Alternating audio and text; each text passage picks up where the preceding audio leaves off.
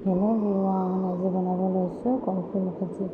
কলফুলখিনি ফাৰ্ষ্টতে বইল কৰি লৈছোঁ অকণমান টাইম। তাৰ কাৰণে আলু এটা কাটি লৈছোঁ। ইয়াত কেৰাহী গৰম হৈছে, তেল দি দিলোঁ। পিঁয়াজ আৰু তেজপাত দি দিলোঁ ফোৰণত। পিঁয়াজখিনি ভজা হৈছে, আদা নহৰু পেষ্টখিনি দি দিলোঁ। এইখিনি দি অকণমান ভাজি ল'ব লাগিব কেঁচা গোন্ধ যোৱালৈকে।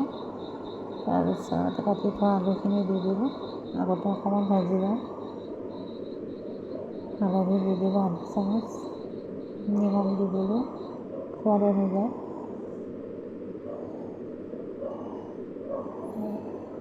কাশ্মীৰী লাল মিৰ্চ দি দিলোঁ। জিৰা ধনিয়া গুড়ি অকণমান দি দিলোঁ। মছলাখিনি পুৰি নাযাবৰ কাৰণে পানী অকণমান দি দিছোঁ। দি কিনে 1 মিনিটমান ভাজি ল'ম। মছলাখিনি ভজা হৈছে, বইল কৰা কলফুলখিনি দি দিলোঁ। দি কিনে 10 মিনিটমান ভাজি লৈছোঁ মই মিডিয়ামত ৰাখি পিনে। এয়া মোৰ ৰেডি হৈ গ'ল কলফুল ভাজি। এনেকৈ এবাৰ আপোনালোকে ঘৰত বনাই চাব। ভিডিঅ'টো ভাল লাগিলে লাইক, কমেণ্ট, শ্বেয়াৰ কৰি দিব। বাই।